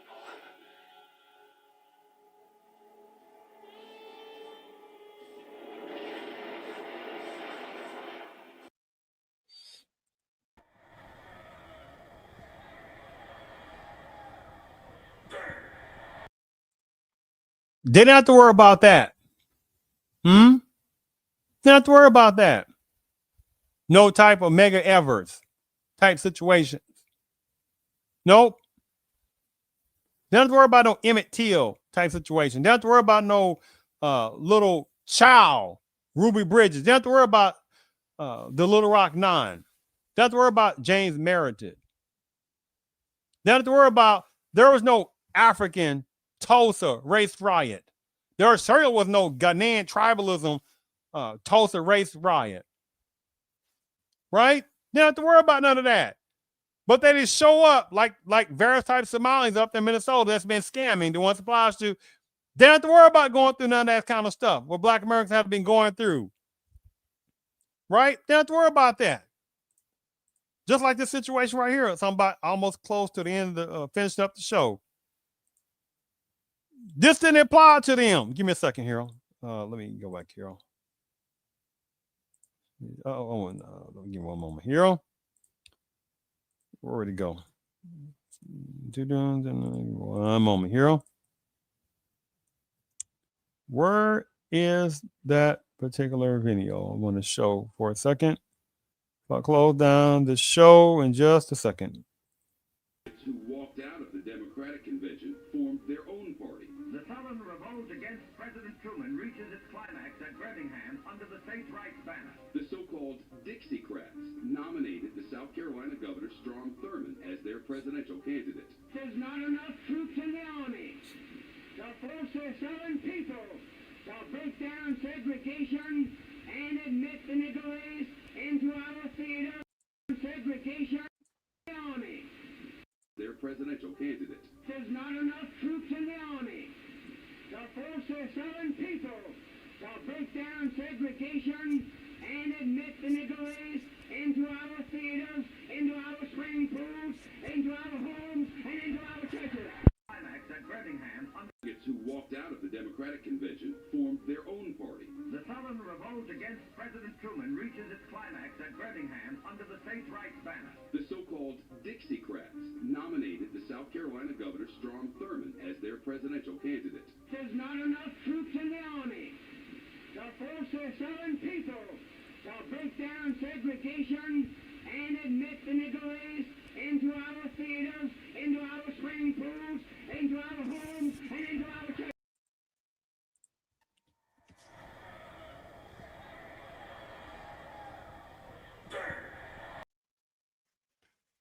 So these little disgusting little tethers, these animosity-filled, hateful, demon tethers. Didn't have to worry about that. That was 1940s. What I sit there and showed you on that. The hateful of Strom Thurmond, who was out of South Carolina. See what? I don't go into all that. So these tethers, they don't have to worry about that. 0 point nothingness. But show up after Black Americans have already had to sit there and build this country up, have already sit there and served with bravery and distinction in various parts of the service, right? There was no, again, Ghanian Tuskegee Airmen. Again, there was no Ghanaian Buffalo Soldiers. There was no Ghanaian Harlem Hellfighters. Right? Nope. There was no United States Ghanaian troops. There was no United States African troops like that. So you got these tethers, like I sit there was talking about earlier, from whatever tribe this Ghanaian tether was from, he just shows up. Just like you have some other personnel that slide under the people of color minority non-cyclical switchery, which is a whole different topic in itself, right? So the last thing, and then you got the border break illegal immigrants, right, that are causing all kind of havoc still. Oh, Trumpism. Yeah, we not forget that 2028, right, when the election comes up again, right? 2 terms for Trump, right? So when the next person comes up, and however other person, depending how the system wants to play this, but eventually the borders will be opened up once again even more, like they were previous administration. Record-breaking border break illegal immigrants will come to this border prior to this current administration. So last 4 years, there are record-breaking border immigration personnel, including numbers of African immigration personnel. But at the same time, oh my goodness, the numbers of African personnel are so educated, right? They're outpacing Black Americans. In what planet? I've already went over the demographics of African immigration, people. And again, I'm not talking about some of the good brothers and sisters, so we're not going to play a little disgusting tactic. The main numbers of African immigration personnel is from Nigeria, Ghana, Kenya, Somalia, Eritrea, and Ethiopia. Those are some of the main 5 or 6 ones. And when you combine those 5 or 6, because those are the main ones, you combine the 5 or 6. Now remember, Black Americans are one unique culture, not made up of many cultures, not made up of many tribes. So you include those 5 or 6 major African immigration personnel, the whole entire demographics only makes up about 1%, or slightly more than percent, out of 300 plus million people. And so the nerve of you have some tribalism factions from Nigeria, the one applies to, in this situation, Ghana, and someone from Ghana, Kenya, and you get the point. That had a nerve to try to talk down about Black Americans, but especially from section out of Nigerian, they are the worst. The ones it applies to have the nerve to try to talk about Black Americans and all that super faction of tribalism going on in Nigeria right now, right? And massive corruption going over there. And how many enforcement people over there whooping them up left and right? The nerve of them. But when you come from when your mentality is coming from a predicated trying to sit there and survive among your own people in a big old giant Nigeria, you're coming over here with factions of tribalism. They are willing to say whatever lie. They will step on whatever Black American bodies it don't matter, right? There's no talking to dangerous type tethers like that. There is none. And more Black Americans about to wake the freak up and realize that these tethers, they mean to sit there and step over Black American bodies left and right because they want to be the new Black. Not by the numbers, because the numbers will never get close to it enough, but they want to be the new Black pseudo-ness, right?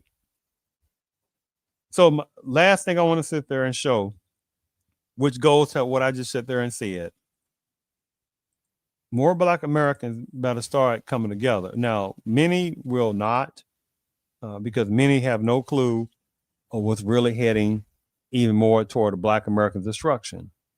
Because you certainly have more Black Americans that are more open than anybody else in this country of America. And so you got the border break illegal immigrants that are sitting there, they're taking over various types of places with their numbers, right? And then you have people that's telling Black Americans that you better, get the program and being with the Hispanics. You say, what does Hispanic personnel look like? Because there's Afro-Hispanic people. And when you say Hispanic, the only thing it really means is that speaking Spanish, right?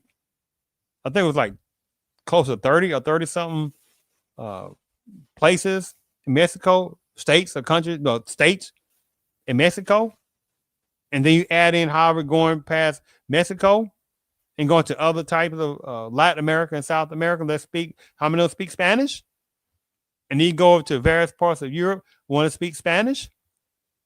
So what does a Hispanic person look like? But you have personnel prior to this particular personnel in office that was telling Black Americans, you basically need to get together and just work with the Hispanics. What is that supposed to mean? Because the main Hispanic is on Mexicans. And there are certainly quite no Mexicans that can't stand the guts of Black Americans, which is a whole different topic in itself, right? And many of them are having babies left and right, like chocolate trains, right? And her demographics that's a whole different topic in itself that they're taking over in various places even more, right? And they're definitely pushing out Black Americans. And many Black Americans are very naive to see what is going on with that part too. Don't think of just look around and see how many babies of Hispanic is a Mexican version. And again, I'm not talking about some of the good Mexicans, those are a small amount in America. How many sit there hate the guts of Black Americans too, right? Because they're jealous of Black Americans themselves, right? Look what's going on with ICE situation and things going on. Oh my goodness! And people want Black Americans to be putting themselves on the chopping block. Please, you're like, where's all these people at all these years to help Black Americans out? Nowhere to be found, basically, right? So last thing I want to sit there and show is that you see this is the last thing I'm gonna show. This right here, as you see, this is whatever this, I don't know, kind of certain type of hornet. And you see these little bees around. This is representation of however people, be it tethers, right? From various parts of Africa, certain parts of the Caribbean, the ones applies to, right? It can be various parts of border break illegal immigrants. The list goes on, right? But in this situation, this say tethering, right? And Black Americans are, just sitting around, just kind of around a little bit, doing their own little thing and not being really unified. And so this right part in the middle is representation of, say, a tethering faction group, right? And what they sit there doing, he's going to sit there and go attack this little part. Just imagine this is the Black American. So they've been so used to, as various other factions of other groups and people, border break, illegal immigrants, etc. They sit and look at Black Americans are just a form of prey, right? They look at them as a form of prey. Just sit there and eat up, take over, whatever it is. And they know most Black Americans are not paying attention, right? The thing about it is a very small amount of Black Americans who are seen through this. The point is it better be, which overall is probably not, but at least better be a lot more Black Americans that better come together and start allowing people to eat them up like this. Because these factions of immigration from certain sections of Africa, well, ain't just topic today, tribalism, they're bringing that same tribalism hatred they have among each other, and they putting it toward Black Americans who built this country, right? And so imagine in this last video, this particular hornet, wherever it is, he's attacking this little bee, whatever this thing is in the middle. That's a representation of, say, a Black American or so. And so the various other Black Americans around different other areas and stuff like as you see on the screen. And see these other tethers, they have got so comfortable of eating up numbers of Black Americans. But again, Black Americans got really tired and said, okay, enough of this. Let's kind of keep that synopsis of an analogy, what I just talked about. So he goes attacking the Black American. Aha, eating them. Aha, stupid Black Negroes. Oh, what? Oh, you think we stupid, huh? Oh, raw. Okay, we finna show you something. What you gonna show us? Negro, y'all ain't nothing. What? What? Come. Oh, wait. Oh.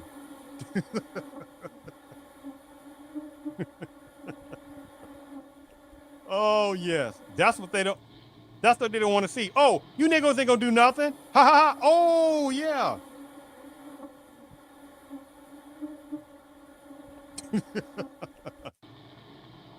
What are you talking about? You ain't gonna do nothing. Oh, we not.